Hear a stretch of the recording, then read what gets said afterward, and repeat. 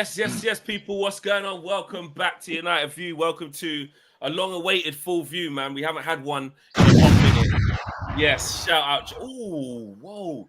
That's like meteoric, bro. What? That was some... Drop that one again.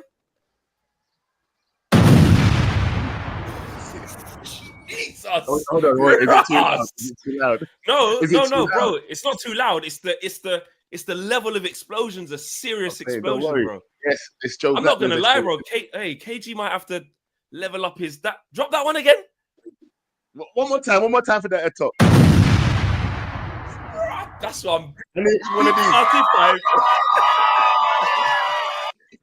these. Yes. That bomb was very needed, man. Shout out to Joe Blackman. Shout outs to Tamo. Shout outs to Kenny. Big shout out to Steph as well and Bradley. Listen, this is going to be a fiery full view, because if it's anything like the United View group chat has been, guys, you lot have, oh my days, it's been going off. And you know what? This is where we need to come and bring these conversations ahead of the Europa League final. Of course, we're going to be talking about how unthinkable it is to lose the Europa League final against Spurs and everything else in between. But I do feel like it's a point where I did it in my Flexes view the other day, where I was like, I had a few things I needed to air and just kind of get off my chest a bit before I enter into, like, Monday is game week. I start my journey to Bilbao all here when I'm fully locked in for the positivity for that game. So I had to just dash out some negativity, but I know some people got some more things to say, and that's what this show's about. First things first, people.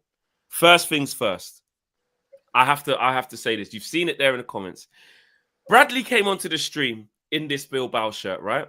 And I said, Bradley, is that a Bilbao shirt? Because I couldn't see the whole thing. I could just see the top. He said, yeah, I collect shirts. And I went, you can't wear that. You got to get that off now. What are you doing? And then I just stopped for a second. I went, but hold on. We've beaten Bilbao already. Like, we've dealt with them. We're playing in their stadium. He's saying that, like, I collect shirts. It's kind of positive judge. Get them on our side to go beat Spurs. So what I want you guys to know in the chat, I want to, like, should Bradley be taking that shirt off and replacing it with another one? I'm not saying, like, have no top on the stream, by the way. I'm saying, like, should Bradley be allowed to wear this shirt? Is this all right for the stream? Are we comfortable with this? Let us know in the chat. Let's go around in the group. No, Steph, why can't he? Guilty. No? Guilty. Take it off. Take it off. You have a Man United top. I don't understand why we have to be doing some backwards judge. Can't we just have positive vibes? Wait, what happened to positive vibes? But is he not being positive by saying, guys, we've beat Atletico Bilbao? No. Okay. You're on mute. No, he's fine, man. He's just trolling Bilbao, man. I'm fine, man. He's just trolling Bilbao. You two have got some bromance going on for real, because in the United Tell them. But let me get back to the point. You're wearing a Bilbao shirt. Okay, we're not the kind of team anymore. We need to, like, control the zhuzh. We need to control the superstition. We're not a good team. Any excuse, any reason for us, I feel like the fact that you're wearing the shirt is just a really bad omen. Honestly. Flex, you know me as well. Like, you know how I am. I'm so superstitious. You know what, Flex? Do you know what the funny thing is, yeah? The funny thing is, Flex, your initial reaction was what? Let's be honest. My initial reaction was, oh my God, why are you wearing that? What the hell is this? You can't do that. But that was coming from a place where I don't know why. I just tripped out and, like, I thought was playing Bilbao. Like, we're not. We've beat them. We're playing in their stadium. Maybe it's not that bad. That's rubbing it in their face. You're rubbing it in their face by wearing that shirt. You're rubbing it in their face. I'll tell you what. Should we hear from the man himself? Bradley, what's your reasoning for wearing this shirt? While I sort this out, because I need another Agent Bradders to get the Bilbao fans on our side. See, I'm in Bilbao now, and I was going around with the bars chatting to the Bilbao fans and embracing and respecting their culture, and they loved it. We had some good chats, and we've got to carry ourselves in a good way and show respect. It's in Bilbao's best interest if the team that beat them win the title. It shows that they were really that good. It's just that Man United is better. There you have it, guys. Can I add something as well? Can I add something in there? What? You know what we're missing as well? Remember, there was our admin, because the Bilbao fans were amazing inside Old Trafford. I'll give them that. Like, even though they got smashed, they stood there. They were loud. Our admin posted, like, respect Bilbao, amazing fans. And they done, like, a little post back, like, handshake, like, you know, good luck in the final. See you in Bilbao. Like, they did do a little embracing thing. I'm not going to lie. They did. Fake love. That is fake love. That's what it is. No. Let me tell you this, yeah? Let me tell you this. When Arsenal dropped out of the Champions League the other week against PSG, all of my Arsenal friends were like, they don't want to see PSG win. Are you mad? They want to see them get exactly ruined. This is all okay. Sorry, I can't. No. Yeah, why do you think those losers get trolled? Be honest. Why do you think those losers get trolled? They show no respect and they don't win. If you're Neither do we. Neither do we. We do win, though. Bradley, that's not what you were saying last night in the group chat. Be real. Be real. Oh, yeah, I don't like this manager. We'll get on to that idiot soon. But let me tell you something. He said what? We've gone straight there, mate. Nah, he's gone straight there. Let's go there. Let's go there. Let's go. We got to open up the floor. Let's go there. Really quickly, for the purposes of the chat, like the group chat, like the audience, right? I feel like we need a briefing of who's on what side.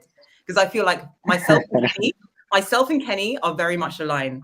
So everything that Kenny says in the group chat, I'm like there going, you know, I'm Kenny's fangirl. I'm the hype girl. And then you've got the other two. You've got Bradley and Tamo. They want to see. They want to see the head. Yeah. Okay. Well, let's do this. Let's do this in an orderly way. This is the full view.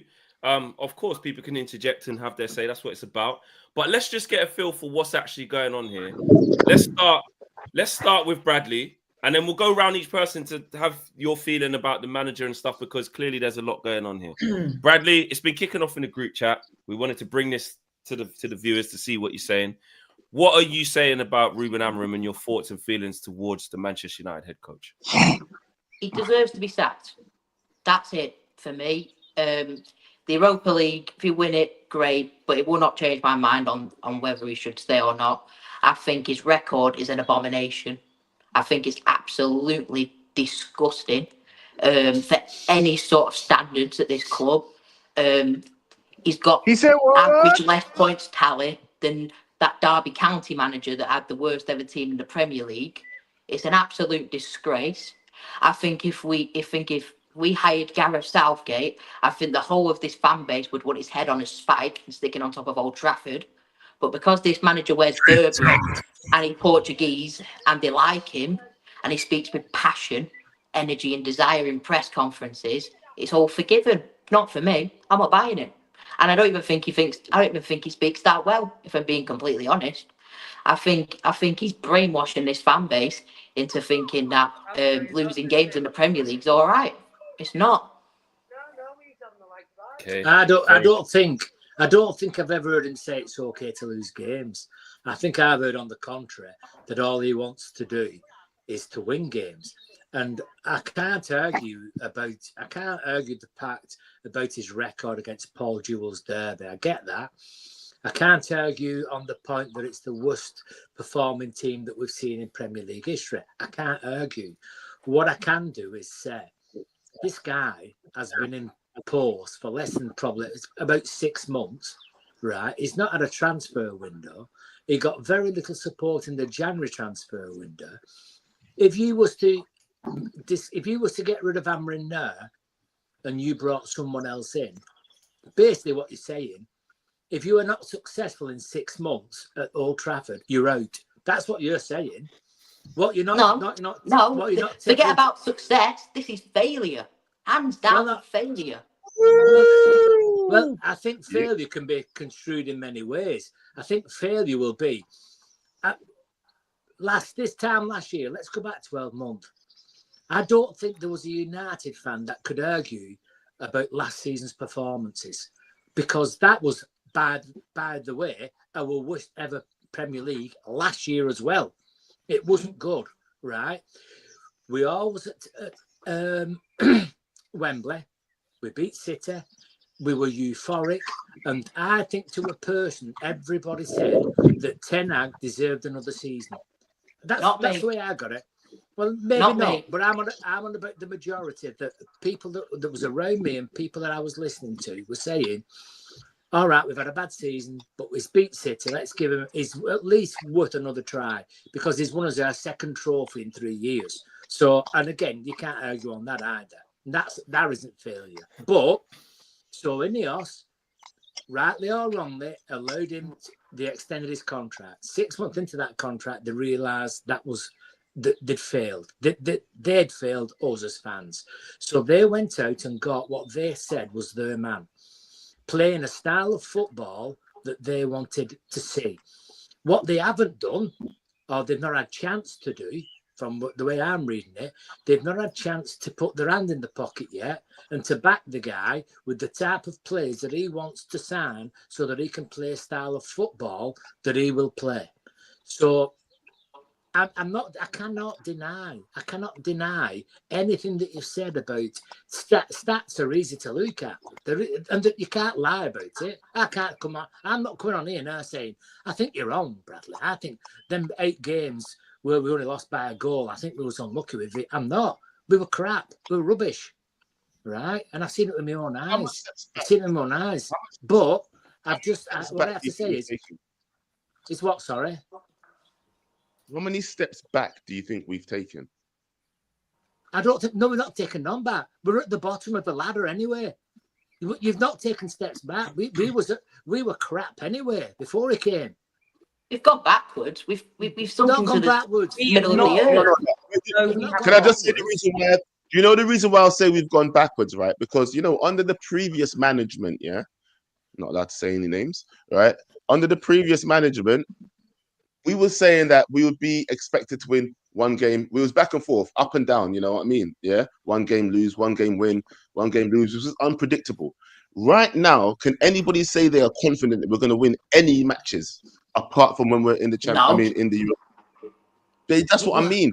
In certain matches, there are 20 teams in the Premier League now that wish they were playing on Wednesday night in the final. I understand that, Kenny. Right? Yeah, but we're supposed to be. We're supposed to be an institution. We're supposed to be the biggest club in the world. 22 teams. You were the biggest club in the world. You're the biggest. Exactly. Right. Exactly.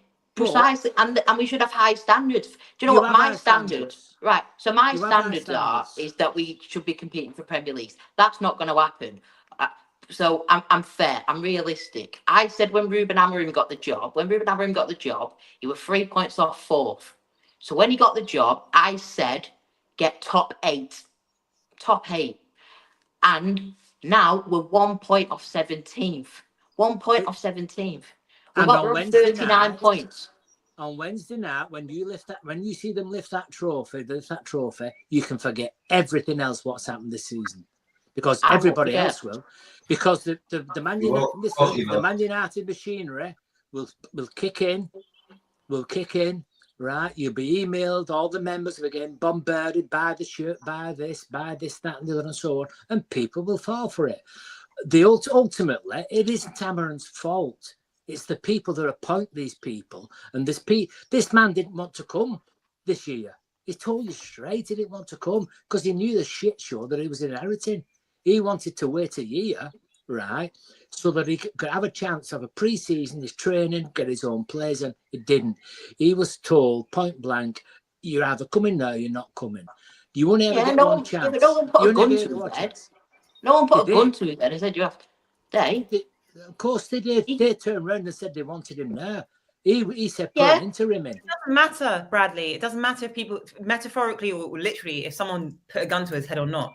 Surely he's the kind of manager who is up for the challenge. Even though, despite that he wanted to come in at the end of the season, surely the mentality of the manager to see that he knows that he's probably not prepared for it is, like, to me, that's a good mentality to have for a manager. No, but I'm too scared to take the job now, so I'm going to wait until next summer, like I promised myself. No, I don't want. No, but the thing is, no one here can tell me they expected Man United to finish 17th. No, it's irrelevant. No Irrelevant.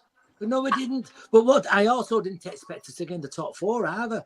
So I'm a realist. Yeah. I'm a realist. one. Yeah, me That's neither. why we're But here. me neither. But it's from one extreme to the other. Let's bring in Tomo. Yeah, what are you saying on this, Tomo? Yeah, I've never met, as an example, Your relationship. microphone. Hold on, wait, Tomo. It's all crazy. I don't know. You're not hearing me. We can hear you. Why but you it's letting too down the team, muffled. fam? Yeah, we need you to lock in the mic. Have you got some headphones or some wired headphones or a mic or something? I'm having headphones. Do you know what? I'm having headphones. Just. Are you hearing me? Take out. I would say take out the Bluetooth headphones and just go for the mic, your speakers on your laptop. Just try that. That might be better. Okay, but hold on because I just changed something. Are we good now? Nah, it's like crackling every time you speak. No, all right. I can take that off. Just 1 second. I'm going to turn off my camera to fix my mic. No, what's the Jamaican nonsense? Hold on. Tamo! What is this Jamaican nonsense, bro? What's going on, blood? Jesus. All right, Christ. Bradley, you're a man down. Bradley, you got a man sent off already. Sorry.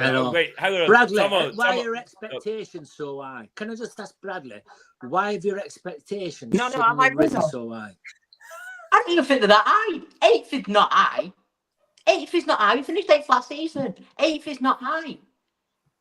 No, I'm on about getting rid of this and this, and it's a disgusting thing and all that. So where are you coming from? Have you not seen this happening over a period of like 5, 6, 7 years of how so low we've got to? Not this. Not this. Have you ever, when you're at Old Trafford, heard any fans against Amorim, or on the contrary, are you seeing that the match-going fans are fully behind him? What would you say? They're fully behind him. Fan, right? So then we have made progress. Am I good now? Am I good now, guys? Nah, you're not. I think it's even worse, bro. I don't know what's going on, Tomo. It's like the mic, your headphones, mic. It's just every time you speak, it's just cutting in and out. I'm using the speakerphone now. Nah, man. Still bad. It's worse. It's worse. This is worse. I'll fix it. Yeah. One more. Fix it. Or maybe use your phone or something. I don't know. Yeah, try something else, man. Try your phone. Your phone will be better. Yeah. Let me mute him, and then when he comes back in, Firms. Let's bring in Firms on this one, man. Firms, obviously, big up to you, bro. Welcome in.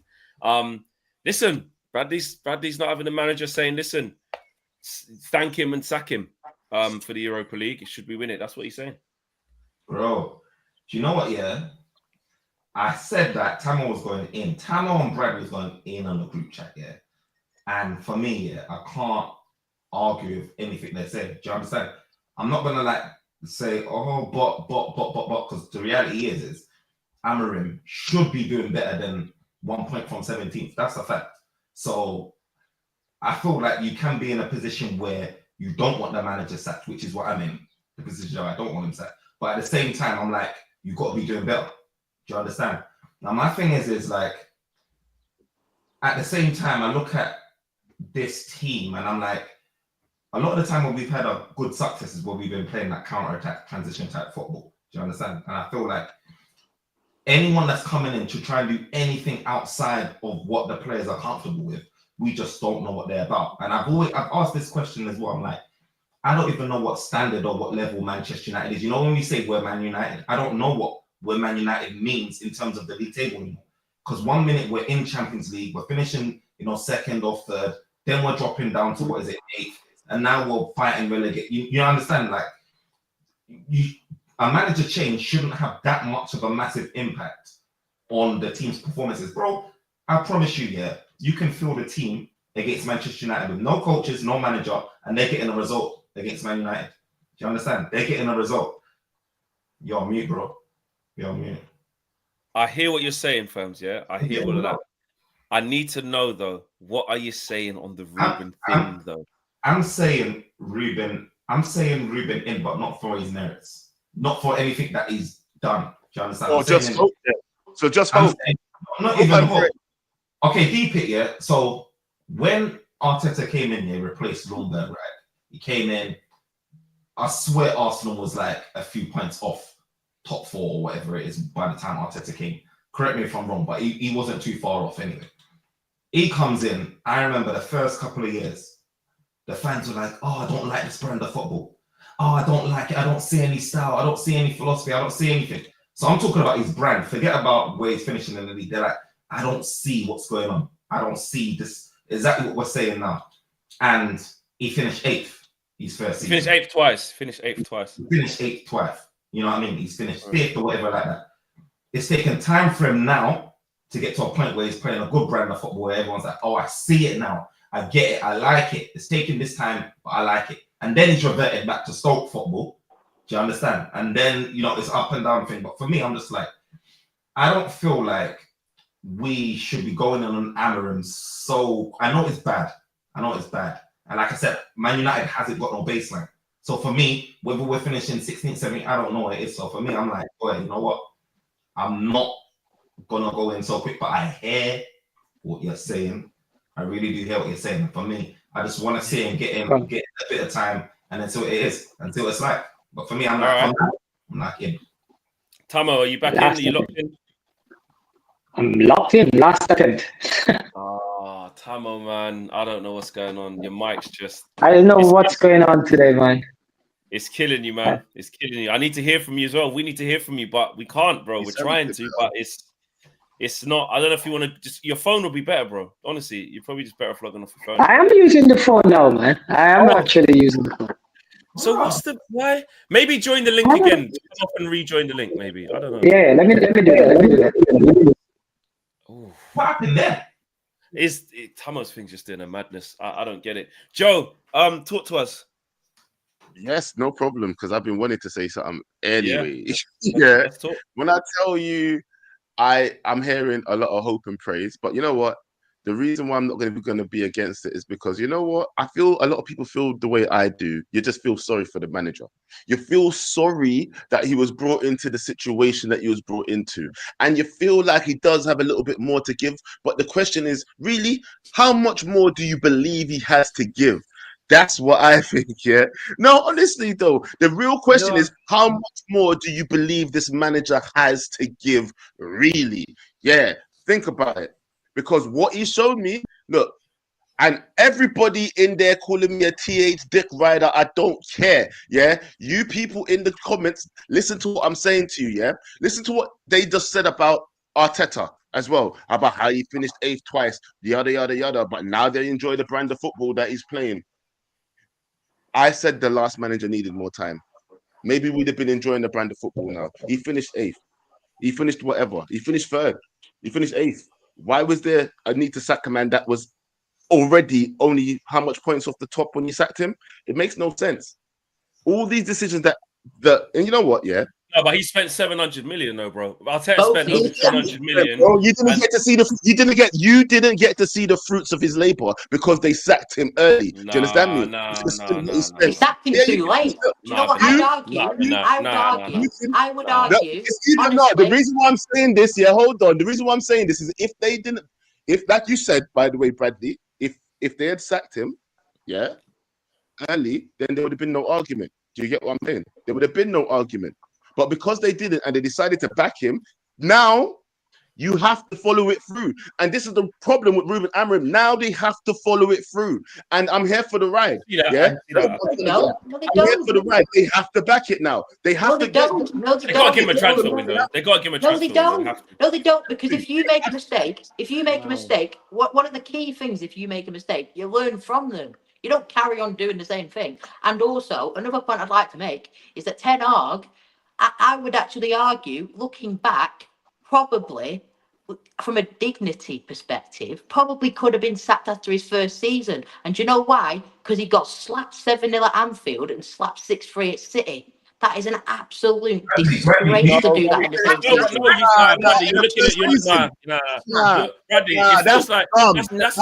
We was all there. We was all there for the 7-0. We all saw the 7-0, yeah. But essentially, we finished above Liverpool in that same season. We got into the Champions League. Like we won a trophy in his first season and finished 3rd. Like in isolation, that was the most. As a Manchester United fan, this badge against that Anfield crest, you never walk alone. All right, can I ask a question? Can I ask a question? Oh, we finished above them. We finished above them, bro. Can I ask a question? Go on, lad. Can I ask a question here? Right? Would Liverpool keep hold of Arnie's slot next season if they was 7-0 to Manchester United and 6-3 against Everton? Yes. You know what? Yes, if they finish above us, Absolutely good. Yes, finish it would. above us. Yeah. If they won the title. Because I don't. Do you think Real Madrid would keep their manager losing 7-0 to Barcelona and 6-3 against Atletico? Listen, What, do you know They what? didn't lose 6-1. Say, whoa, It happened already. Stop. I feel like opinions are being thrown around. I get it, and I respect and everyone's opinion. But I feel like the basis on which people are stating their opinion, it's really hard because there's no like blueprint copy. You're talking about how like Arteta finished 8th twice and Arsenal fans kept behind him. You're talking about Bradley. You're talking about will Real Madrid put up with this?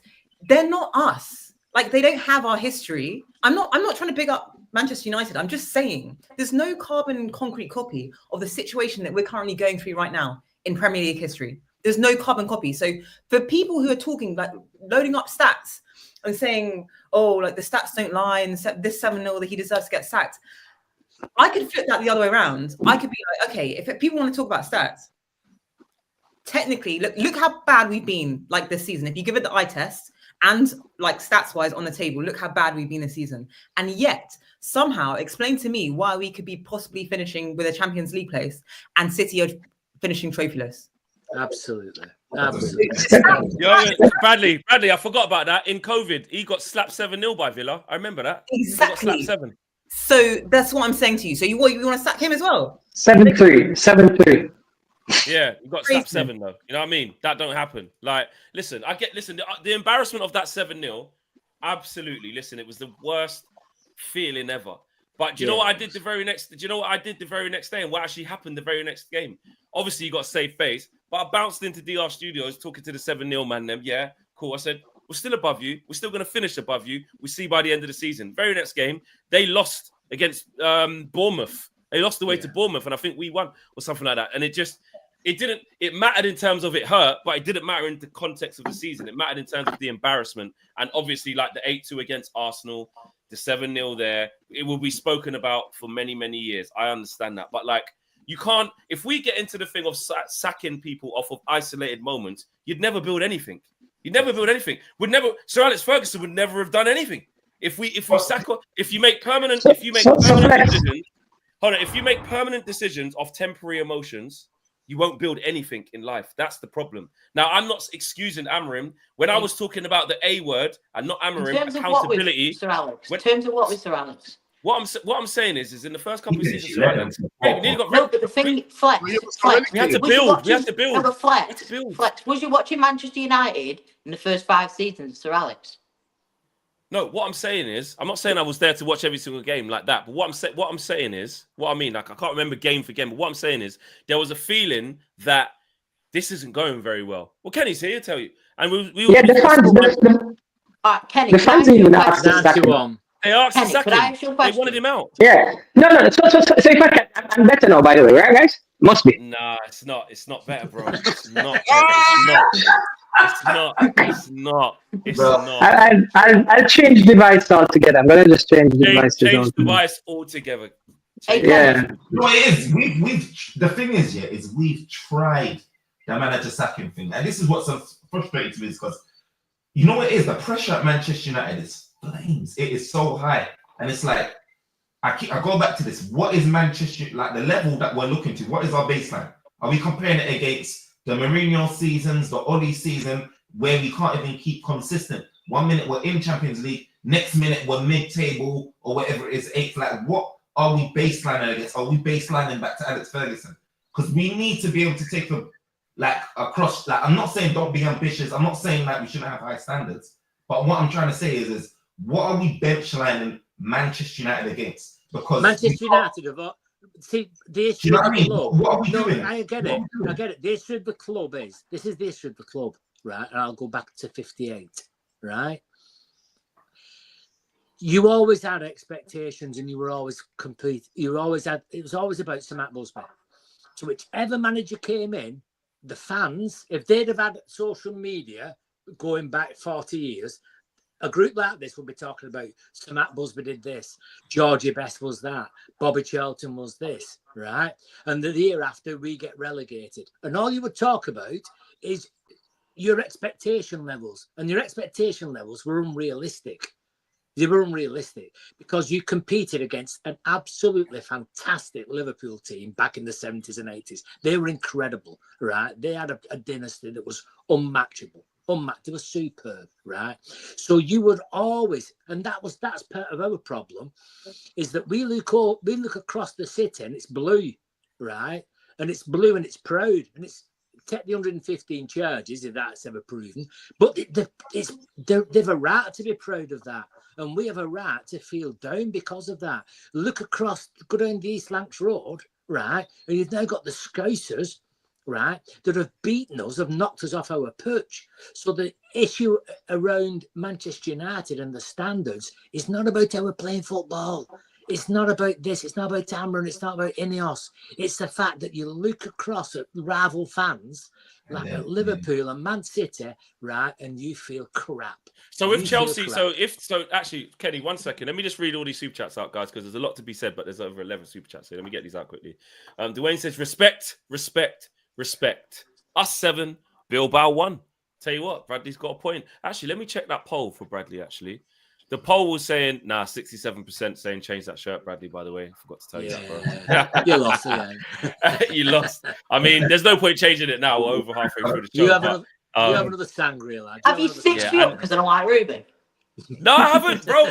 To be honest with you, Brad, I started going, you know what, Brad's might have a point. And I put it to a poll. The community decided, but they said. Could I ask Kenny a question? Kenny. You can, lad. Go on. Could I ask a question? So, you know the first 5 seasons when we didn't win? Wait, Bradley, Bradley, wait. Okay. Ask him after this. Let me get these super chats out and you can ask away. I think Amorim has done well to keep us up, says Joe Fleming. GJE says, when has it ever been acceptable as Man United to finish 16th and not think the manager shouldn't be sacked? Our standards have dropped as a fan base. That's what Bradley said. Context. Dwayne says Big Sam, Deitch, Southgate are free. We are mid-table. And Dwayne says, J-Ball TV says, are you guys sacking Amorim, win or lose the Europa? We'll ask that question around. Bradley already said yes, but we'll ask that around the table. Shenanigans says, the 4 points off top 4 is a dumb argument. We played 9 games and we were 14th. Ten Hag was on course for a 44-point season with a squad he spent 600 million on. Joe doesn't like all that. Mr. Adel says, since Glazer are cost saving by any means, why not bring Greenwood back if we fail the final? He's the only proven goal scorer we could bring in. It's not going to happen. There's no point even getting into why. Aminor says, Bradley is concussed. Joe Blackman is APA. Facts. And Matt says, Bradley's head is gone. Someone save him. And Aminor says, look at Newcastle under Steve Bruce to now. # rebuild. Joe Fleming says, Bradley is chatting pure breeze. He needs to chill. And RK says, no attack. Rasmus striker. Onana errors. No midfields. But we are expecting a manager to perform miracles with a squad who has failed 4 managers already. Right. Bradley, you was going to ask Kenny a question. Oh, hold on. Tamo's back in there as well. Tamo, is there any difference? Before Bradley talk, is this better? Yes. Hey, look. I have to, because people been cooking Bradley, and I need to come in, apologize to the viewers and apologize to the panelists about the issue. But let me say this. I've never, as an example, met a girlfriend I had that, for example, said she could cook and it changed the following week that she can cook or the next year that she can cook, right? You see? Excuse me? My girlfriend.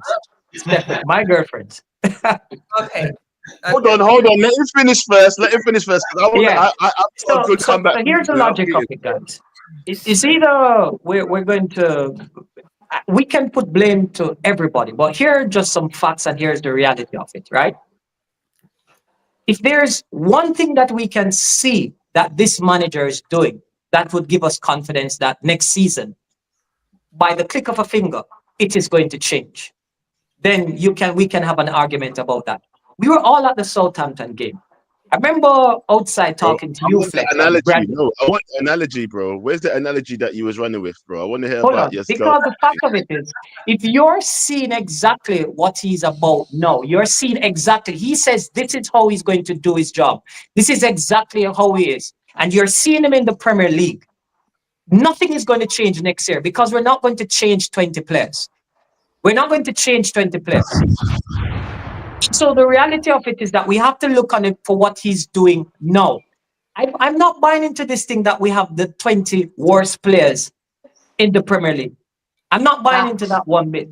The reality of it is that we look on certain things. When Steven Gerrard had Aston Villa, none of us recognized any of those players. We didn't think they were good or any of that nature. And immediately a different coach came in and it switched. The one thing that changed for Liverpool, they have been getting coaches wrong, from Dalglish to all the different coaches that they have tried, with some quality players.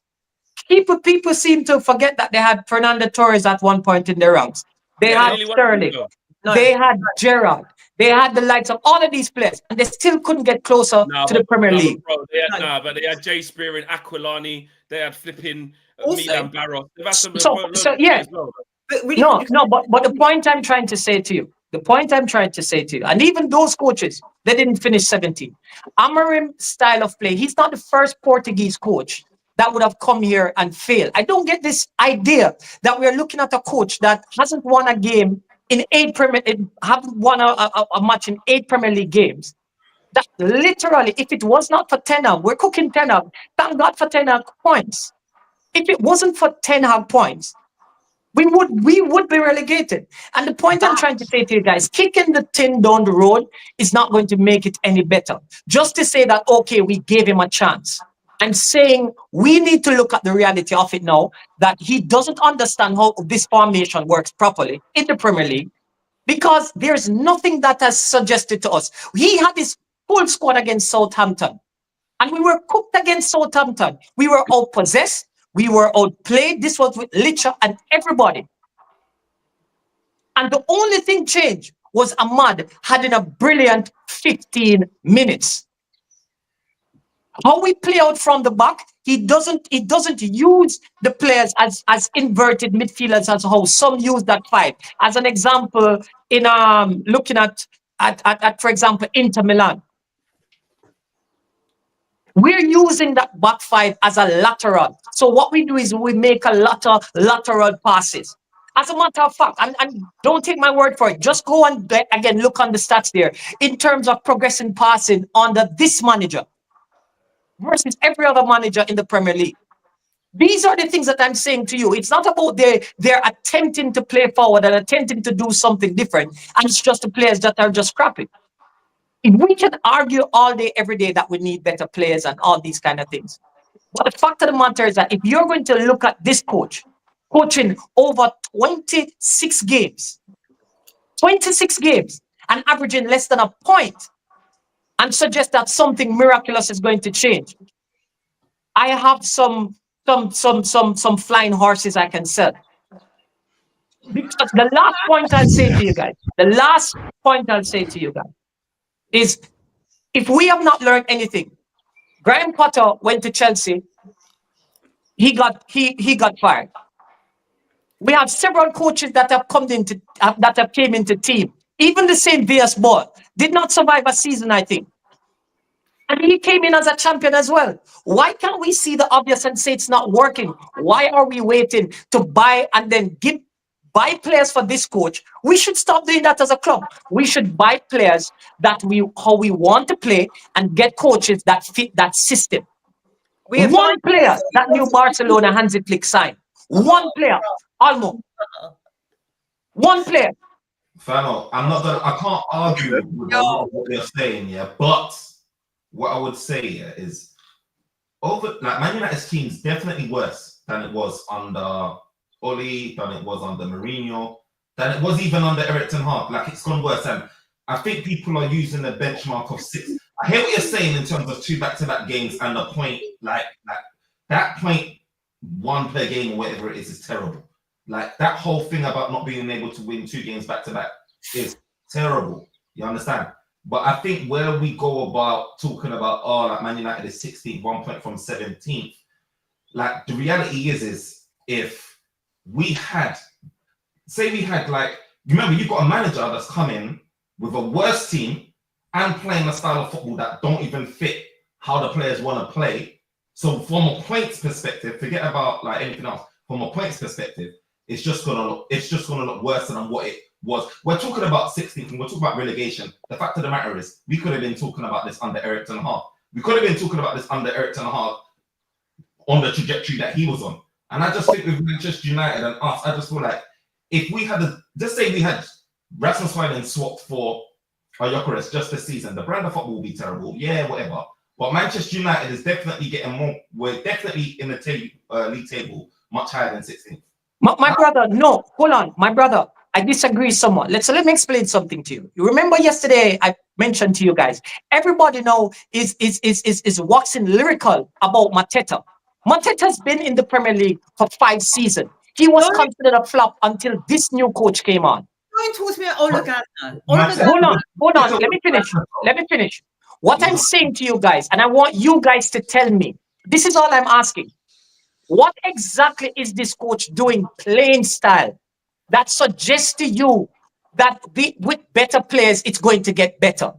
Well, because every one of these players, hold on. Every one of these players at some point, a lot of you, the same fans, thought they were good. A lot of you thought they were good players.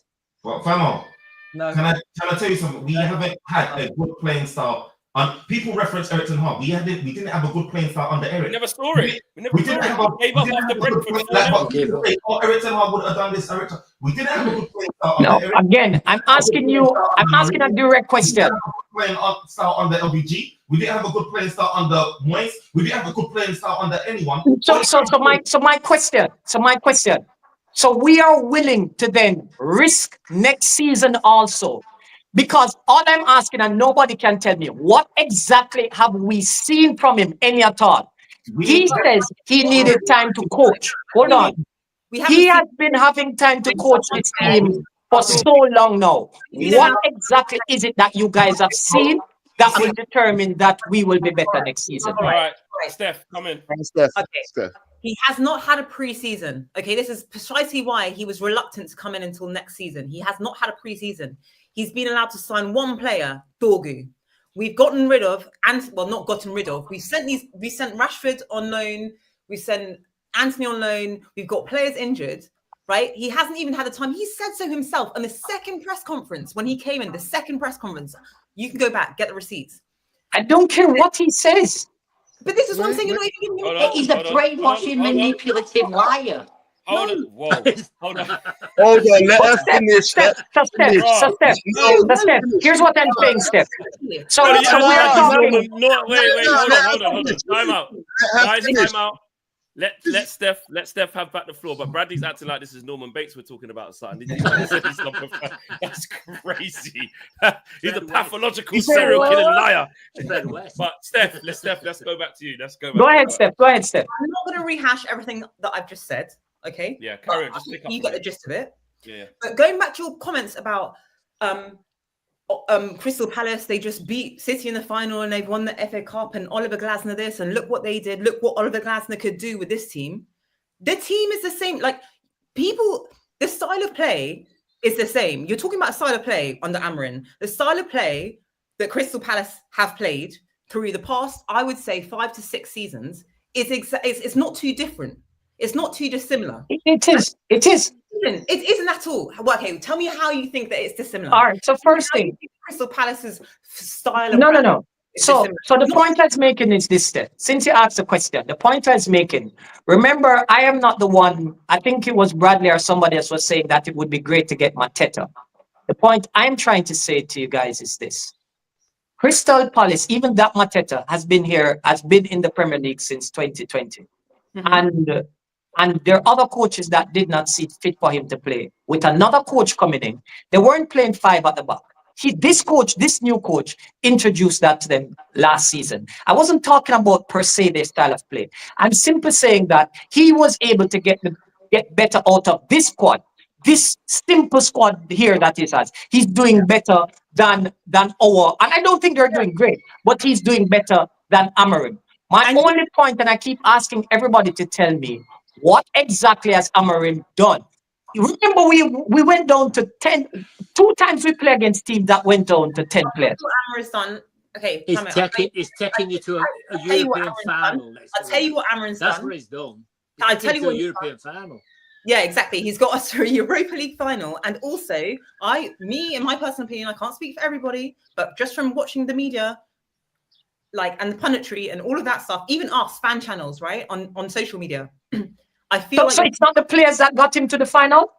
No, we're more together as a fan base. We're more behind Amorim. No, but Steph, you're saying the coach got us to the final. But we're saying these are horrible players in the Premier League. We can't have our cake and eat it. So I'm saying, if we're saying the players are horrible, we have to also give the players credit for getting us to the Europa League final. He got us to a final with shit players. He got us to a final with shit players. Imagine what he. No, that's unfair. That's unfair. That's unfair. Because you see how we do this. We're saying the players are crappy. It's causing him the results in the Premier League. But we're Listen. Guys, this is what the group chat's been like, but not in audio. Do you know what I actually can say? Right. Do you know what I can actually say? Go on. Hold on. Let's get some order here. All right. Kenny, we'll come to you quickly, and then we'll go to Bradley. At 70 minutes against Bilbao, right? I was sat there, right, and I said to myself, if Bilbao score now, we're out, because I had Bilbao as the best team. Right, that's what I had. Right, Ruben Amorim as a coach, right, a crap coach, made 3 changes at the right time. Right, and the 3 changes that he made, right, and one was to bring Mason Mount on, changed the game. That's what I expect from the coach, to make decisions, make in big moments, and to win your games. Now, I cannot, nobody can defend his record in the Premier League, right? But you look yesterday at Wembley, right? Crystal Palace, I like Crystal Palace. I like the formation, etc. Yesterday, Crystal Palace were up against it. Their backs were against the wall and they were getting battered. And they played yesterday, right? Ollie ball. They played Ollie ball. Right? You can't play like that. You cannot play, exactly, absolutely, right? So I look at it now, and I'm going to look at the Tottenham game. They shouldn't be our benchmark. I don't know why I keep talking absolutely, absolutely. But yeah, because of the formation. But yesterday, Crystal Palace did not play the style of football they played all season. Why? Because they were a team that always keeps the ball, that possesses well, and played around them. They played counter-attack yesterday, and it worked. We have played counter-attack in the past, and it's worked. And I will guarantee, if we are to win that game on Wednesday night, we ain't going to transition through the midfield of Tottenham Hotspur. We're not. What's going to happen is we're going to go 5 at the back, right? And you'll have Garnacho and Ahmad, and you have the 3 fastest players waiting to break. That's what you will have against Tottenham. It is not pretty. It is not Amorim. So Kenny, my last comment. It's absolute. It's how you win. It's how you win that matters, right? And here's my last comment, guys. We're not winning. No, you are winning trophies. Here's my last comment. Here's my last comment. I hope we win on Wednesday. As a true Man United fan, of course, I don't want to lose. Yeah, I don't see it happening against a Premier League team. And secondly, I'm going to say this to you guys here, and you can pin it anywhere, that this coach will do no different come next year. But I wish I am wrong. I absolutely hope I'm wrong. Hand to heart. I hope I'm wrong, but he will do no different. One thing I'll say is, I've always said this. I don't, and it's kind of like what Firms is saying. When people are staunchly like, listen, I've seen this ain't it. I'm telling you now, even if you sprinkle a couple of players on this, I've not seen enough from this guy where I can tell you that it's going to be okay next season. You can't argue with somebody who has taken that from what they've seen. I do get that. This is why this you can't make a decision. So therefore, what you're saying in the same breath, in the same sentence, you can't make a decision, Amarin, because you haven't. Me personally, but then and this is why I suppose, even though we get irate because we're passionate, this is what the beauty of the game is about, because it's how we perceive it, right? I'm saying, for me personally, I agree. When I was trying to bring in the accountability chat and this free pass chat way back when we got that 2-0 where Joshua Zirkzee got booed, I spoke about it then. I was like, guys, I think we have to sort of talk about. I know he's just come in, but we can't just keep losing. It's not gonna be no flex. He'll get a free pass for this season because it's a mess and he's come way halfway. It goes, well, be careful with that. Right. Do you know what I mean? Can I make another point? Can I make a point here? Right. I actually get why Ronaldo called this guy the poet. A bunch of fancy words mixed together to make him sound like Albert Einstein when in reality he's a prat, right? It's a walking contradiction. It's a walking contradiction. He said after the Ipswich game, Bruno Fernandes plays better facing the goal in the 8. But then he proceeds to play Bruno Fernandes for 13 weeks in the number 10. And at that moment, he was not playing well. And everyone said that. No, listen, Bradley, right? I would let me finish the point. Let him finish the point. Let me finish my point, right? So if you're saying Bruno Fernandes plays better in the 8, but you play him in the 10, your words are not correlating with your actions, right? Then he plays him for 4 months, and he plays really, really well. I'm not his biggest fan, and even I've said Bruno Fernandes has been fantastic these last 4 months. Then, Kobbie Mainoo. Last season, I said Kobbie Mainoo was number 10. I've never seen him play there, but I just looked at his skill set and thought this kid's a number 10, right? It takes him 15 weeks to play him in the number 10. Whether you even think he's a number 10 or not is irrelevant. Do you know why? He played him in the number 8 and played Bruno in the number 10 for so many weeks, and we was getting beat, and both of them were playing terrible in those positions. So why don't you just switch it up? He plays Kobbie Mainoo in the 10 in one game, and this manager gets a hard on and plays him at number 9 the game after, and then puts him back in the 8. No, then he was back in the 10 against Leicester, and he was shit. Let's call it as it is. Bradley, I feel like your argument's redundant because Kobbie Mainoo has been injured for a lot of this season. So hold that thought. Yeah. But this topic of conversation brings me on to what we were set out to discuss, which was the final, right? So I'm wondering now, like, who I've just seen a chat.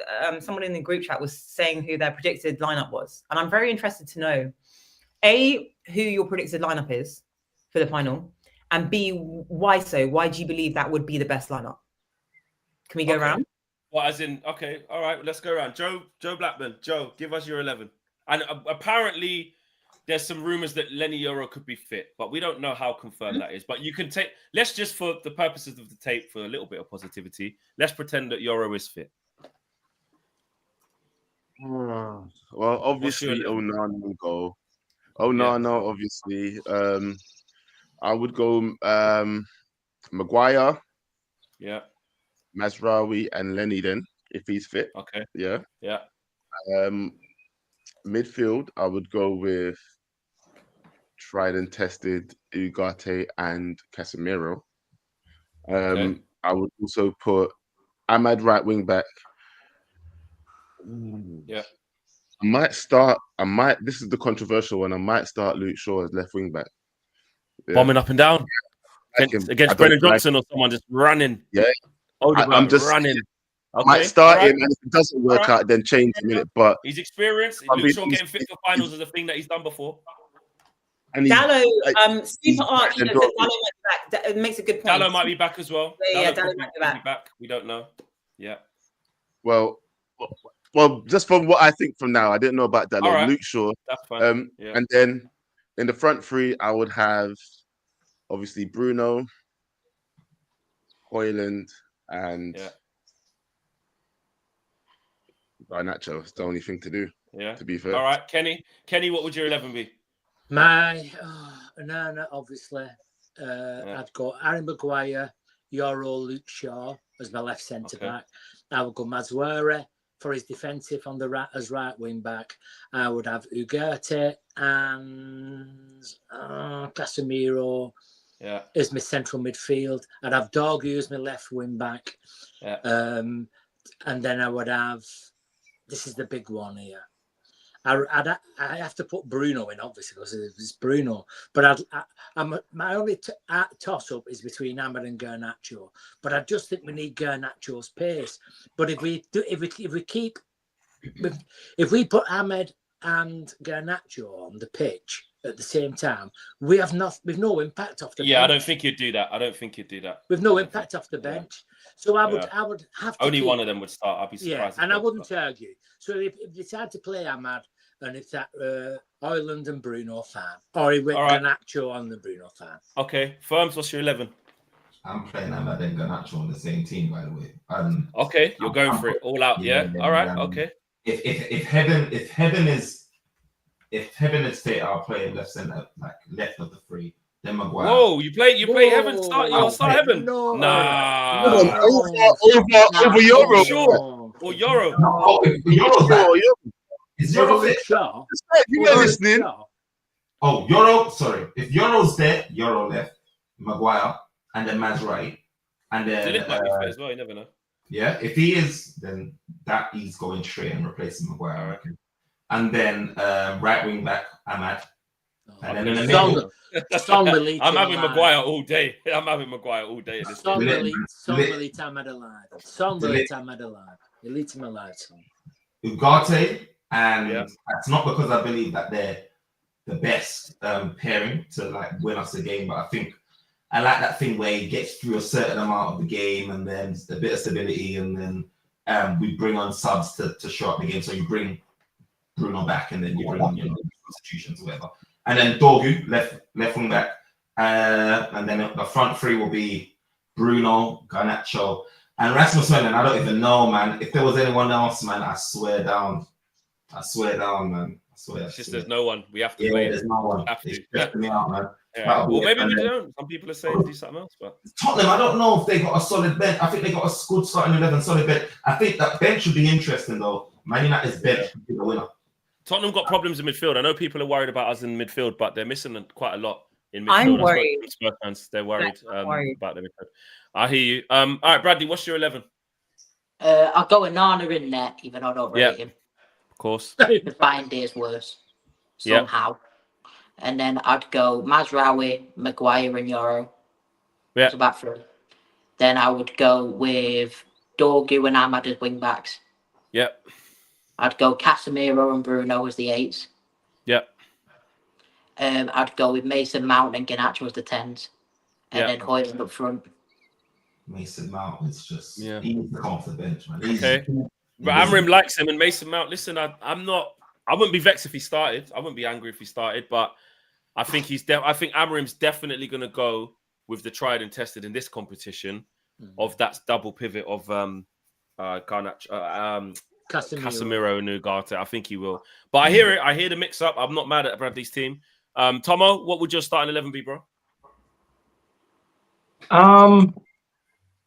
So I'd start the back line depending on availability. If Delete is available, I would have gone with him, but probably not match fit. So Maguire, alongside him, Euro, if he's there, Mazraoui.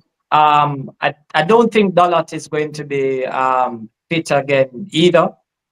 So I'd still actually just put Lidenoff and then put Mazraoui as one of the wing backs. And then on the other side, Dorgu. In midfield, I'd actually go Ugarte and Casemiro. And up top, Bruno, Ahmad, and just wait for it. I'd actually play Mount as a striker. Yeah. Okay. For the movement and just better. It's better than having Rasmus Højlund where the ball just keeps coming back every single time. Is that your? I don't even mind that. I think that Chelsea game. I'll be honest, guys. That Chelsea game was so bad. It did get to the stage where we go. We know what happened when we put Kobbie Mainoo in the 9. It didn't really work, but that ball can't keep coming back every time. I just thought of Romero and Van der Ven. They're just good. They're thinking him. But Flex, okay, oh my God. Get it. I get you, Flex. I get you, right? But one of my mates made a really good point. I think, like, who do we have that's more like built, that's more, I want to say, like physical? Like, who? Okay, if we didn't put Haaland up top, who would we have against Van der Ven and Romero? Who would we have? Maguire. Rasmus Højlund. Listen, last 10 minutes. Rasmus Højlund could have pulled his trousers up if he had a belt on. Terrible. Can I speak? You'll have his watch. Go for it. Last 5 minutes, I would put Maguire up top if we were losing and we needed to like come back, right? I get that. As much as Højlund was shocking against Chelsea, I think that was probably his worst game, if not one of his worst games ever. As much as I don't really feel comfortable putting him in that position, we don't have anybody else, as in like the stature, like the physicality, we don't. Yes, the ball bounces off him like a fucking trampoline. I get that. But I would rather have him start and sub him off than sub him on. And the problem we've got is that if you just try something that you haven't tried before as well, listen, exactly. This is maybe where you do use the term net negative. I don't really like that term, but this is maybe when you do use it. It's like with him, okay, shit, the ball's going to bounce off or whatever. But if you just try and do something that you haven't done all season in a one-off game, you run the risk of the players being a bit more confused. But then again, you say that, look what we did against Man City last year. We went, right, 4-4-2, sit in, be compact. Amrabat, you get in there and be ugly. With I think it was McTominay at the time. I can't remember who it was. Bruno, you go up front. Rasmus was on the bench. So Tamo's got a point. It's like you can work on a specific thing to go. On that note, I swear, it's going to hurt too much. I swear to you guys, Highland will get the winner for us. Probably. I don't know. All of us here cooking this guy. He's gonna be the one that delivers for us. And Garnacho. Both of them. The same way you hope Amarim's going to turn it around. It's the same I'm not. Look, as a Manchester United fan, let me make this clear. I'm not one of those guys who want to be proven right. I want Manchester United to do well. And I will be the first person to say I'm happy that Amarim is doing well next season. Let's be clear on that. I do not want to see him fail to be right. I want him to be a success. This is an opinionated show. We don't know what the future holds. I don't have my crystal ball anymore. But I am purely speaking from what I see. I don't trust the guy. And I'm with Bradley on this 100%. Even if I'm crucified, he's my brother. I'm sticking with him on this one. But I hope with all my heart, if you guys stick with Amarim, that me and Bradley is wrong, because I'm a Manchester United supporter before anything, and I support every manager. Period. Next week on this show, Bradley will open the show by singing "Viva Garnacho." Bradley wouldn't do that if he scored a hat trick. If Garnacho was man of the match and got 2 goals and an assist, Bradley would not even do it then. He'll do well next week. Let me get these super chats out, guys. There's still a lot. It's been a crazy show. So many people getting involved. No attack, Rasmus. Where did I get to, Bradley? Chatting. I think it was here. RK says no attack, Ras. Oh no, I read that one. John says our XG and goals against stats are way better. So there's your proof now. Shush, because you're blaming the wrong nonsense. Just read the super chat, I agree. Joe Fleming says, are people so dumb to think winning the Europa Cup is easy? And well, in this, listen, the standard in the Europa League this year is it's not great, is it? Dwayne says it's all about mentality. Sack or don't sack him, the mentality and culture has to change. That's where I'm at. Aminor says, I swear if this was Southgate, we would hound him out, which is what Bradley was saying earlier on. John Sem says, yeah, but the only thing I would say about that is Southgate has no pedigree. He's got the last time he was in club management all them years ago, he got relegated with Middlesbrough. This guy is that we're moving the goalpost. But we're moving the goalpost on saying the Southgate thing. We're being stupid, because let's not act like when Ruben Amorim built up a resume that made him attractive. Like you wasn't saying it's a disgrace that we've gone to get a guy called Ruben Amorim who's built this team in Sporting, that's given licks to the teams in the Champions League, and they hadn't won the Portuguese league in years. And then all of a sudden he's done something. So what I'm saying is he built a reputation. Gareth Southgate in club management is a bum. So there's nothing there. My point is Flex. My point is, is that if this record that Ruben Amorim has and it was under Gareth Southgate, what would your point be? He wouldn't. I'm saying I would say get him out because he's got no grace period because he's never done anything. That's what I'm saying. Yeah, but do you know what? Ruben's not done anything with Man United. But neither has any manager who's come into no manager who's new at Man United has done anything at Man United. Just started. How do you start your tenure if you can't build it? So what I'm saying is the reason why Southgate, if he would have got in, is because he's done piss all. It's same as like if Graham Potter came in now after getting sacked at Chelsea. We go, but what's he done? What are we basing this off? All right, like, he's done nothing at Man United. But Southgate, the Southgate one's too far. Question. Bradley. Yeah. So when Chelsea sacked Graham Potter, do you think Chelsea made the correct decision? Did they make the correct decision sacking him? Yeah. Yeah, they did. They did. Well, what's the difference between Man United wanting Ruben Amorim sacked? Surely he's doing worse. I'm saying Chelsea went and spent a load of money and had a pre-season with Enzo Maresca. They spent a load of money and had about Graham Potter, not Enzo Maresca. No, they didn't sign any players for Potter. They didn't sign any players for Potter. They didn't give him a transfer. Exactly. He came in halfway through the thing. They didn't have a pre-season. He didn't have a pre-season. Graham Potter. I get that. Sorry, I'm backtracking, but I get that. But what I'm saying to you is, I feel like they gave him time. Like the fan base, like the Chelsea fan base, gave him time. There weren't people. I hate saying not people like you, but like I feel like there's certain sections of our fan base who have no. He got less time than Amorim.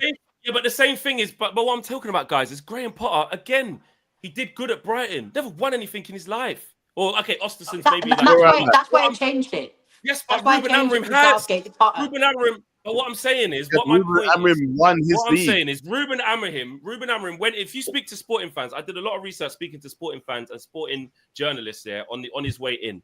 They said in the first year he was absolutely it was terrible. Like he couldn't. They were saying that he had to build this team. He played kids. He had to build it. But what I'm saying, I'm not saying he's definitely going to be successful. By the way, I'm just saying in comparison to Gareth Southgate, I don't think that correlates. That's why I changed it. I did change it. Yeah. I changed it to Potter. But even this thing that when Ruben first came in, he did really bad. We're not Sporting Lisbon fans, so we don't actually understand the full context in reality to where they would have finished or whatever. So, and going back to one of the super chats talking about XG, we've had a higher XG. XG is absolute nonsense. I've got an analogy for XG. It's like me going out with one of my mates to a nightclub. I've got 1.5 chance of pulling a girl, and he's got 0.5 chance of pulling a girl, but he gets the girl's number. Who cares? Yeah, it means he's better than you. It means he's better than it means believe the XG. Bradley, if you're so concerned, you're using stats to fit your argument, because on one hand you're like, oh, I don't like XG, I don't like these statistics, and then on the other hand you're like, oh, look at we're the worst Premier League, like this is the worst season we've had. Exactly. Like you can't have both. You can't run both ways. Don't be right. You know, Steph. If you want to time out. Let me carry on with these super chats. John says, don't compare Hansi Flick. Ruben Amorim beat the Spanish teams too. Bring Barca's small team to the EPL. Without Yamal, they finish 8th. I don't know about that. Red Brown says, I'm sick of arguing. I'm gonna lick ball at the golf course, like Flex would say. Well, I said that the other day, and it had to be a pause thing and all that. You know the Gen Z. But you know what I mean, Gen Z. But when Chris Eubank goes, lick him up, no one goes, oh, pause. You know what I'm saying? It's just, yeah. Anyway, Joe Fleming says, it's all a risk. Sack the manager, or get a new one for FC.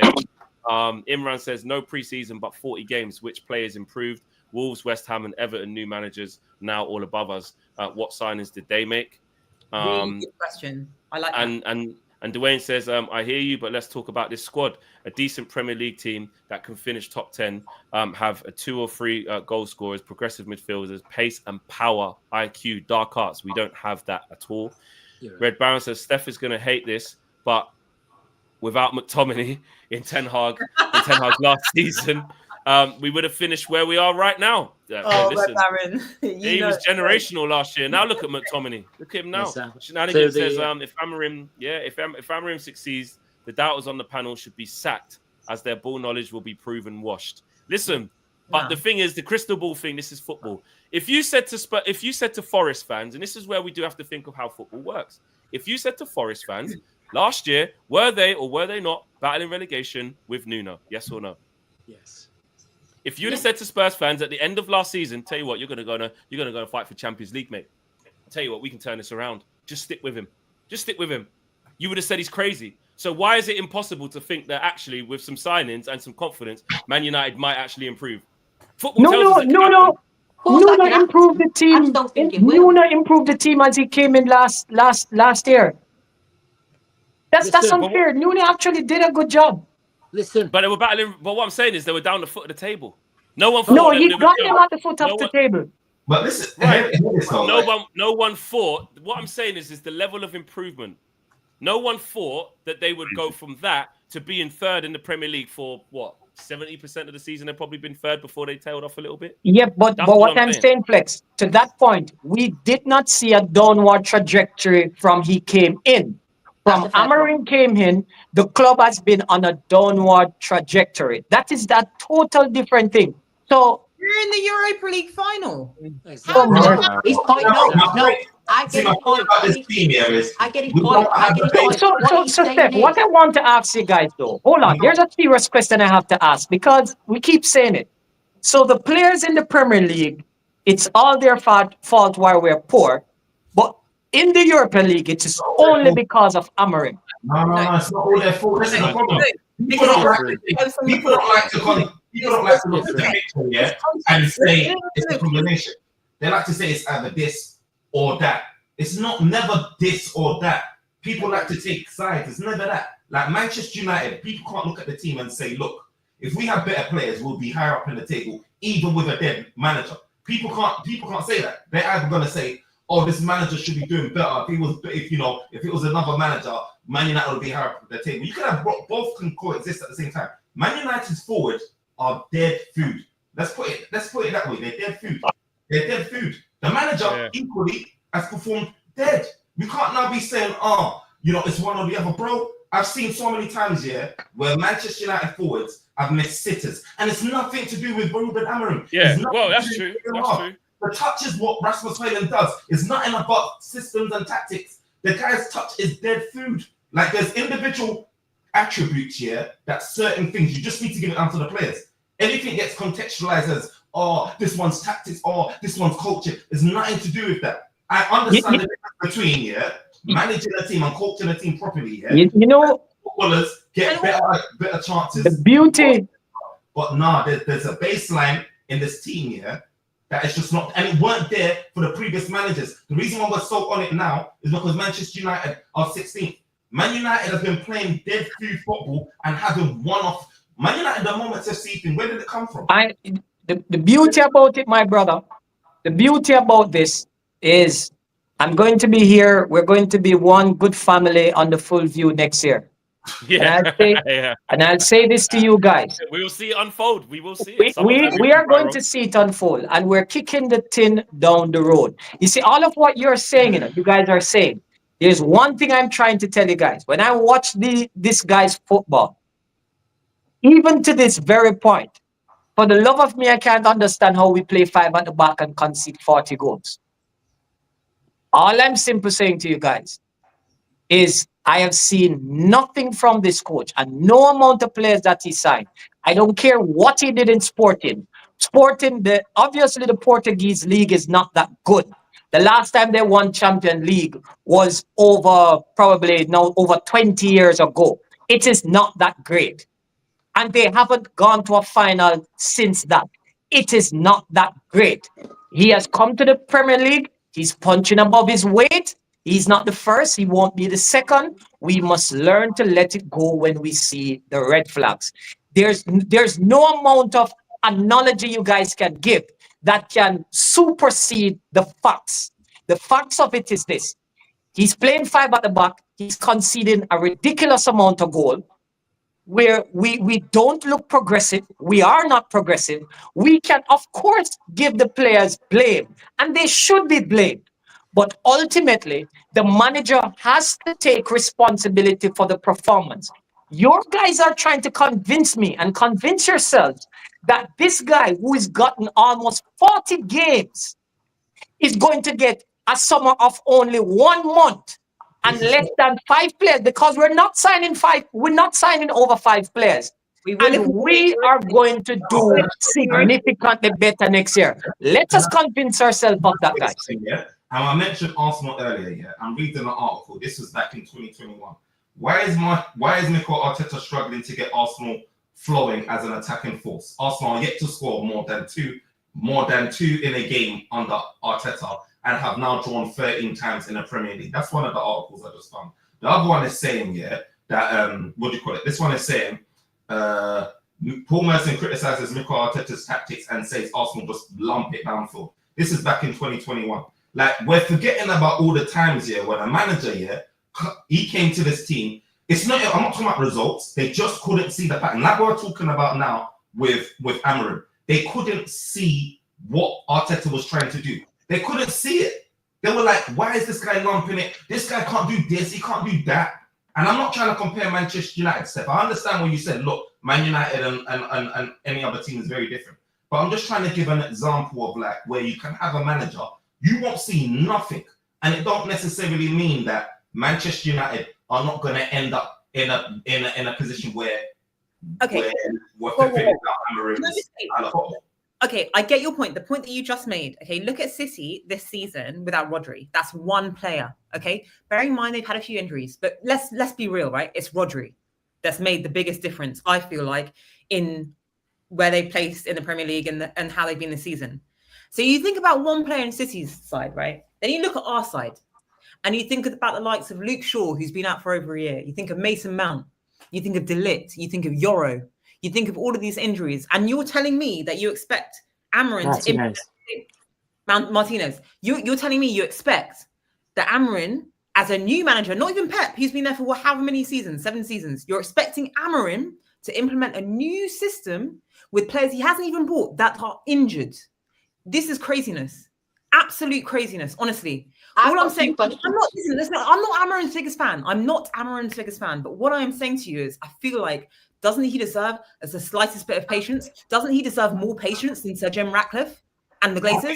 He deserves more patience than that. So give him a transfer window, give him some players.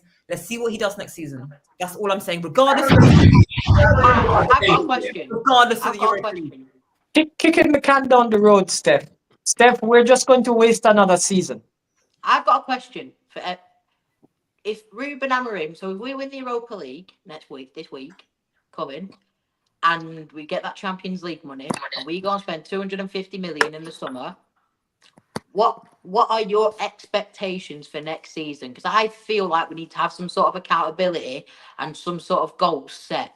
It's not about the money, bro, because we spent God knows. No, I'm saying if we spend 250 million, we bring in 5 players for his system. It's about how well we spend. Where do you expect Man United to finish next season? It's about how well we spend that money, because you need to see who we bring in. It's not about money. Look, Chelsea spent $1 billion. Yeah, if we're talking about any team on the planet spending $1 billion, do we name names? Do we name names in terms of players? You're talking about them winning Champions League, and you're talking about them winning the Premier League, regardless of their league, regardless of who you're talking about. You're talking about $1 billion. Money is a good correlation to winning, but it's not the be all and end all. You've got to spend that money right. You give me money and I can waste that on nonsense for you and bring you that trash. Or I can use it and spend half of that amount of money and bring you that top quality. My thing is about Manchester United is, yeah, I keep going back to the question of this. What is Manchester United? We have, as Man United fans, have expectations, but what is that based off? Do you know what the thing is? I think for me, yeah, that when it's less, this is why we have to sort of broaden out our thinking, yeah. When you find yourself in a position like we are in, which is disillusioned, and we literally can't even agree on where we this is what's happened to us because the Glazers have done this, because John Murtough and Richard Arnold and Ed Woodward, all the shit recruitment, because of all of the tooth decay around Man United, we find ourselves here. When you're in these things here, we shouldn't focus on one specific number or thing. We should focus on tangible, perceivable change with our eyes first. The problem, if we start going, If you spend this amount of money, if you don't finish 6th, if you don't finish 7th, get him out. It's too nuanced because of how bad and how disillusioned we are. What we did wrong. What I'm saying is, yeah. What's that, Kenny? What I'm saying is, yeah, is we have to expect improvement first. Now, improvement comes in many, many ways. We're about to finish 17th, right, or 16th. So, listen, if we finish 9th next year, right, from this disastrous season, if we're doing the same standards of we should be winning the league, we should be doing this, we should be doing that. Yes, it's a disgrace. But if we finish 9th, yeah, but we can see, I tell you what, I'm starting to see what this is meant to be, a stepping stone. I'm not saying like we should aim for 9th. I'm not saying aim for 10th. That's all right. But what part of the problem of trying to get back to where you once was is understanding how bad you are and how long it can take to get there. When Liverpool was talking about, Kenny was talking about how good Liverpool were in the 80s, right? They've only won 2 Premier Leagues. 2. They've won 2 Premier Leagues. So whilst I was growing up, all in the millennium, yeah, all in the late 90s and stuff, Liverpool gone. But they never finished. They never finished 17th, Flex. No. I understand. No, I understand that. I understand this. This is why this is disgusting. I'm not saying that this is not disgusting. So Flex, before you finish though, Flex. But Flex, let me ask you this. Let me ask all of you and the guys, the wonderful fans in the chat. Let's say for some reason we can't sign any players this transfer window. And let's go against what my recommendation and Kenny's recommendation. By this coach trajectory, are we saying with these players and this coach, if we're excusing this, that Manchester United would get relegated next season? No, they won't. They wouldn't get relegated. No. But apparently that's what would happen. This is the point I want everybody to zoom in on, though, Flex. But Flex, this is what I'm trying to zoom in on. Let's again, and I just want you to hear me, Kenny, and I want you to hear me, Blackman. I want all of you just to understand. Let's say we sign no players next year. No players for whatever reason. Yeah, or we just sign. We'll probably still finish 16th, yes. No, we won't finish 16th. We would get relegated. No, we wouldn't get relegated. I agree with that. I agree. So you guys are telling me this squad in this Premier League would get relegated under any manager? I can't buy that, guys. Look, that's the point I'm trying to make. Guess what? We are going to buy players. 1,000,000% we're going to buy players. Exactly. Like, we can't talk about what we can't do is just be like, oh, that's hypothetical. You're talking hypothetical. You're creating a narrative that basically makes it ain't going to happen. Do you know what? Ain't going to happen. Do you know what? Yeah, but this squad did not get relegated. This squad did not finish 16th last year. What I'm saying is we're going to allow this guy to spend his own money to impact his own squad. And that's what I'm saying.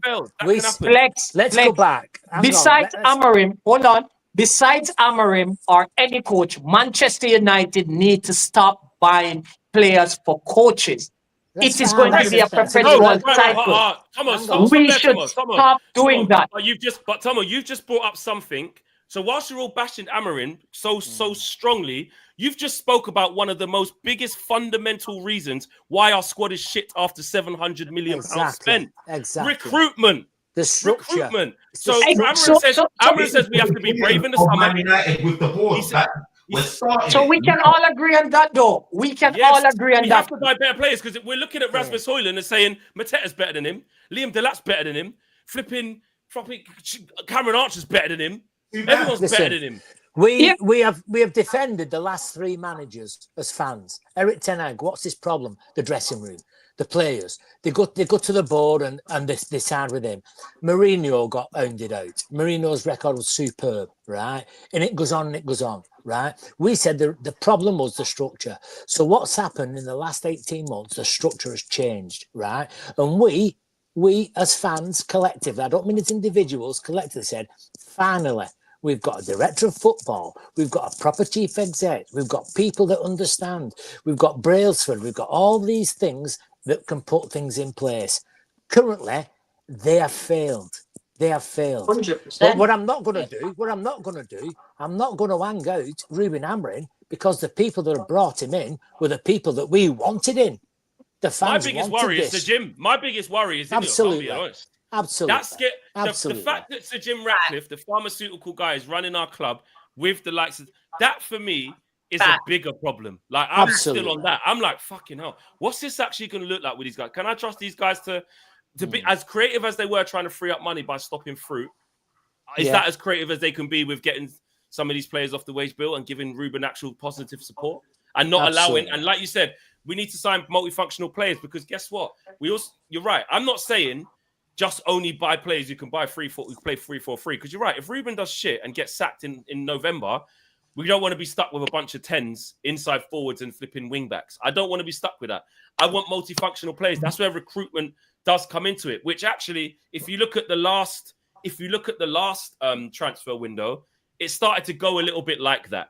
Lenny Yoro was brought in as a centre back under Eric Ten Hag, but actually he can play across the back three in those centre. And he's played right centre back, he's played left centre back. We know if Ruben got sacked tomorrow, we'd be all right with Lenny Yoro. Mazraoui is multifunctional. He can play left wing back, he can play right wing back, he can play in the back three, and he's like the John O'Shea type. Mazraoui. He can do a bit of everything. Good player to have in your squad. Maybe shouldn't be starting every single game, because we need better, like attacking fullback, attacking wing back. But overall, big experienced player. Put him in, he'll firefight. De Ligt can play right centre back and he can play centre back. So if Ruben went tomorrow, that would happen. If you're looking at the likes of Ahmad, he proved under this manager he could play right wing back. He can play in a 10. He can play right wing in a 4-3-3. We know this. When we go and get this striker, like Tom was saying, it's very important that we get a striker that just is strong, knows where the goal is, can hold up the ball. So that means it doesn't matter if you play 4-2-3-1, doesn't matter if you play 3-5-2, doesn't matter if you play 4-5-1. He's just a good striker. Central midfielders, we can't just, like, Mateus Cunha can play as a sole 10 if you really wanted him to. He can play up front if he's done that in his career. He can play off the left. So what I'm saying is that we are all talking about the manager, but what we're not talking about and haven't spoken about enough during this hour and 26 minutes is the structure and recruitment, which can actually give. So if Ruben does get sacked, the most important, why do you think when other teams sack their managers, they don't finish 16th? They don't finish 16th because their recruitment has been, it's kind of all right. It's enough for a next manager to come pick up. Even Palace have recruited better than Man United. Do you know that? Palace have gone to the Championship and got Eze. But they've is that got under Elise, them or they've is it got Wharton. under the old They've found regime? No, well, what I'm Not saying trying to is... defend Ineos, not defending Ineos, because I don't trust them either. But I'm just... Well, overall, someone like Palace and Brentford and stuff, they've recruited better than Manchester United have. Oh, no, all 100%, these teams have. but I'm just So saying... it's not about the manager. By the way, I don't like that. Ineos. I'm not the biggest fans of Ineos, but they've only had one transfer window, and the players that you've mentioned that can play that are multifunctional in terms of playing multiple systems. Also, there's players. Those players are the players that they actually brought in. So I actually think my actual problem with Ineos. Yeah, but they signed Hoyland, Anthony. My actual problem is they've signed some. Do you know my actual problem is with Ineos? Is I actually think Ineos are reactive. I actually don't think they're proactive. If it was me, I would be looking at the pros and cons of Ruben Amorim, and if I was in charge, I would have sacked him in the summer. I actually think because I think they're reactive rather than being proactive. I think if they were proactive about it, I think they would have sacked Eric in the summer, and maybe this whole season would have looked differently. Yeah, but their point was that we were new, everyone weren't here yet. That's their pushback. It was nonsense. Yeah. You know what? Actually, I can see why the fans supported Ten Hag after that cup final. Fans would prefer. I did. I hold my hands up. I did. I did. No, but you know what? No, but you know what? I said he deserves a chance to right the wrong. I said he deserves it. He deserves a chance. No, but you know what, Flex? No, but Flex, as Manchester United fans, you were there, Kenny was there, so I can understand why most people would want him to stay because of the pure emotion of it. But they're supposed to be at the highest level in terms of knowing what to do. And they're the people that messed up. We shouldn't know. We should know who we should appoint as the next manager. We shouldn't know any of these things. We're not qualified to do that. They're the qualified people. I actually think they're reactive rather than being proactive. Yeah. And also, I think the cost-cutting thing, I think it's an absolute disgrace. I think they've completely misread the room.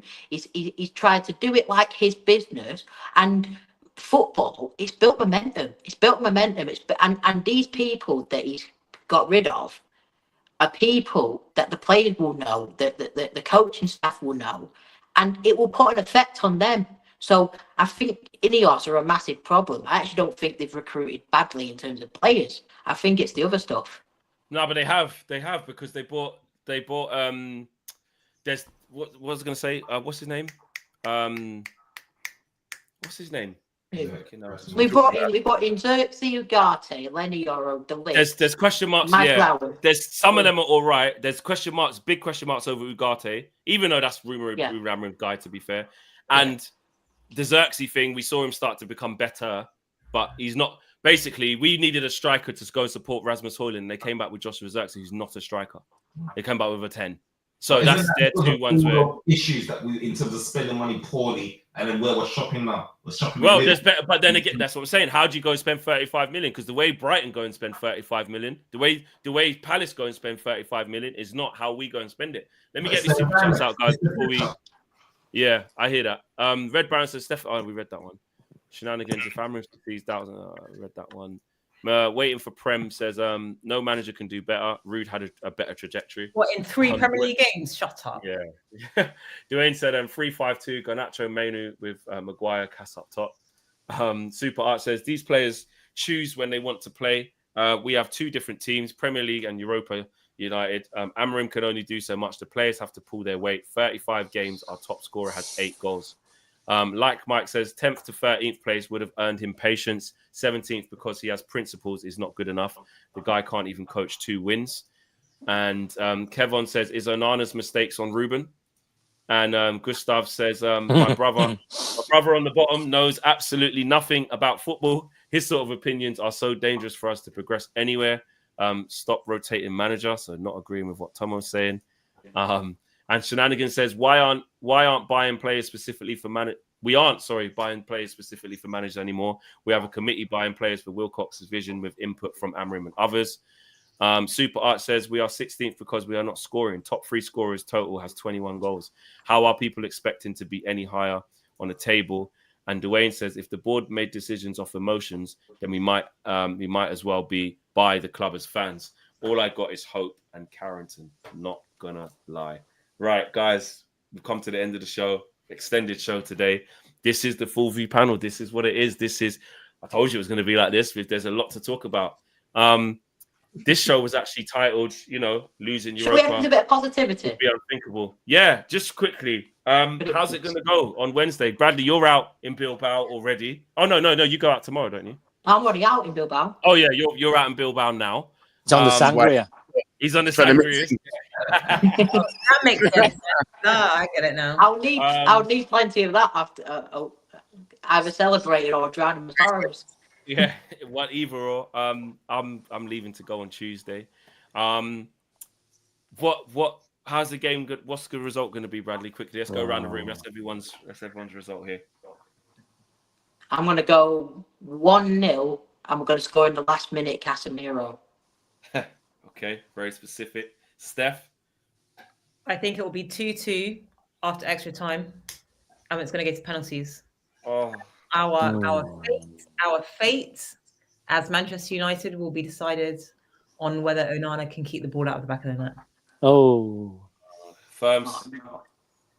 It's close to that, Man United can't score, man, but they play a high line, so it might be. I think it might go 1-1, go into extra time, deep into extra time, and I think it gets 2-1 Man United extra time, deep in extra time, like Joe of extra time. It's gonna be 3-1 to United, bro. I don't know why everybody's looking so scared. It's gonna be one of those matches where everybody's like, "Why didn't we do this in the league? Why have we not been doing this in the league? Why have we not been doing this?" Watch 3-1 United, and you know what? Even if they bro, I've got hopium everywhere, bro. We got to lock in. It's one game. We got to all lock in positive vibes.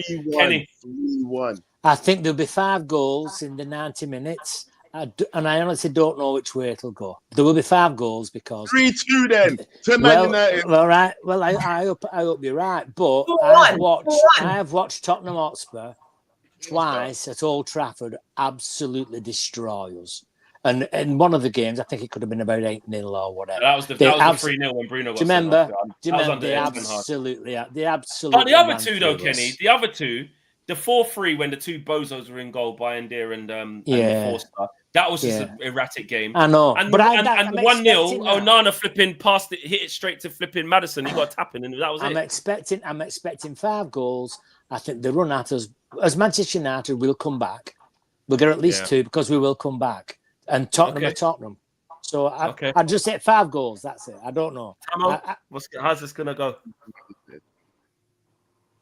Tomo? Positivity you want, positivity you get. Manchester United to win 3-1. That's it. And Haaland scoring, of course. Viva Garnacho. Viva Garnacho. Anyone. I don't care who scores. I haven't even thought of a prediction up until man. Oh, see you. Come on. 2-1 United. We'll win. It's gonna be nervous. So safe, like. All right. Because I think we'll concede. So 3-1 then. 3-1. Football heritage was getting us over the line. And Spurs got some problem. I was talking to Spurs fans there because I think Sarr got an injury, Bergval's already out, Maddison's out, so that leaves Bentancur. I think Odegaard might even have to play in the 10, and then probably go Bentancur and Bissouma. It'd be typical Tottenham to go unbeaten against Man United for 3 years and then we go and win and lose the one that actually really means something. And I just worry about Raz. Obviously, stop planting faith with your Bilbao shirt. No, it's not. It's not the one that counts. It's the Premier League one that counts. This is the trophy. This is what counts. The trophy. This is the trophy. All right. Guys, big up to you. I'll catch up with all of you guys in the back end as we leave. So don't go anywhere, guys, in the stream. Just wait 1 second. Smash a like on the video, guys, on the way out. And yes, the Europa League build-up starts now, I suppose. As soon as it gets into Monday as well, this is the week of the final. And we have to lock in all of the negativity and all the different views. They can kind of be paused for a bit because we've got to lock in for the greater cause. And we all agree we need money to rebuild the squad. We all agree on that, regardless of Amarim. So give us this Europa League. Take care, guys. We're out of here. Peace.